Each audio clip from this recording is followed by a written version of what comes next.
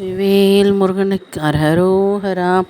ஸ்ரீ ஸ்கந்த புராணம் அத்தியாயம் 48. பராசர புத்திரர்களுக்கு சாப விமோச்சனம். அதன் பிறகு படுக்கையில் இருப்பு கொள்ளாத தேவேந்திரன் நீண்ட நேரம் உத்தியானவனங்களிலும் குளங்களிலும் சஞ்சரித்த வண்ணமே அன்றிரவு பொழுதே 1000 யுகங்களுக்குச் சமமாக கழித்தான். மறுநாள் காலை பொழுதும் விடிந்தது. இந்திரனோ காமவசப்பட்டு தன் மனதை மிகவும் சிரம முயற்சியோடு அடக்கி கொண்டு அதில் ஓரளவு சித்தத்தையும் வரவழைத்து கொண்டான். மன்மத பானத்தினால் தன்னுடைய உடலெங்கும் ஏற்பட்ட காம விகாரத்தை பச்சை கற்பூரம், குங்குமப்பூ ஆகிய வாசனை பொருள்கள் கலந்த சந்தன குழம்பை பூசி மறைத்து கொண்டு வழக்கம் போல காட்சியளிக்க முயன்றான். அதன் பிறகு அவன் சண்முக பெருமானின் திருவடிகளை வணங்கி வழிபட விரும்பி மற்ற தேவர்களோடு அவர் இருந்த மாளிகையை நோக்கி மன மகிழ்ச்சியோடு சென்றான். அப்பொழுது முருகப்பெருமானும் உறக்கத்திலிருந்து கண்விழித்து எழுந்து தம் காலை கடன்களை எல்லாம் முடித்து தம் தாய் தந்தையரை தூய்மையான உள்ளத்தோடு வணங்கி வழிபட்டார். அவருடைய பூஜைக்கான பூக்கள் முதலான பூஜை பொருட்களை சேகரிப்பதில் முனைந்திருந்த விஷ்ணு, பிரம்மா, தேவேந்திரன், தேவர்கள், சாத்தியார்கள், விஸ்வேதேவர்கள், சித்தர்கள், வித்யாதரர்கள் ஆகியோர்கள் அவருக்கு பயபக்தியோடு பணிவிடைகள் புரிவதில் ஈடுபட்டார்கள்.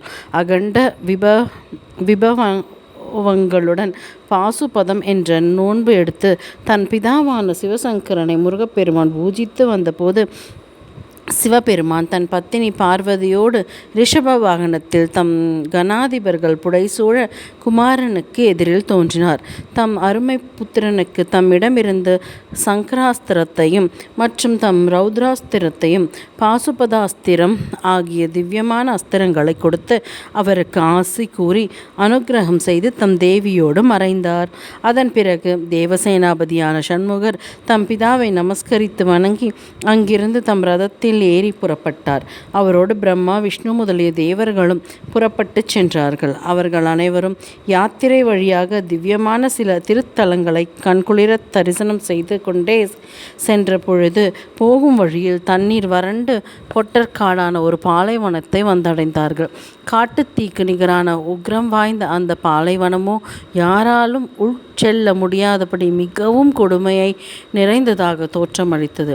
அந்த பொட்டல் காட்டில் சூரிய வெளிச்சம் படும்போதெல்லாம் சூரியகாந்த கல்லின் மீது பட்டது போல் அங்கிருந்த தீப்பொறிகள் வெளிப்பட்டு சூரியகாந்த கல்லை காட்டிலும் அதிகமாக நெருப்பு பொறிகளை உமிழ்ந்து கொண்டிருந்தன. பனிகாலத்தில் இரவு நேரங்களில் பிற்பகுதிகளில் பிரகாசிக்கும் சந்திர கிரணங்களினால் கூட அந்த பாலைவனத்தை குளிர்ச்சியடைய செய்ய முடியவில்லை.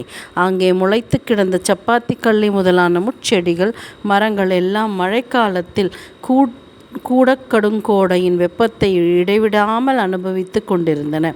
அங்கே வெடித்து கிடந்த பூமியில் அதலம் என்கிற கீழ் லோகத்தில் வசித்து வரும் சர்ப்பங்களுடைய படங்களின் மீதுள்ள இரத்தினங்களின் பிரகாசம் எச்சமயத்திலும் ஒளி வீசி திகழ்ந்து கொண்டிருந்தது. ஏதாவது விலங்குகளோ பறவைகளோ அங்கு தப்பி தவறி சென்றாலும் கூட அவற்றின் உடல்கள் ஒரு கணத்திற்குள் பொசுங்கி சாம்பலாகிவிடும். விஷத்திற்கு ஒப்பான கொடிய பாலைவனமான அந்த பொட்டல் காட்டின் வழியாக முருகப்பெருமான் பிரயாணம் சென்றபோது அங்கிருந்த சகல பிராணிகளுக்கும் அது மன மகிழ்ச்சியையே கொடுத்தது. ஸ்கந்தர் அந்த பாலைவனத்தை சகல தேவர்களோடு கடந்து சென்று மலைகளுக்கு அரசனாக விளங்கும் திருப்பரங்குன்றத்திற்கு வந்து சேர்ந்தார்.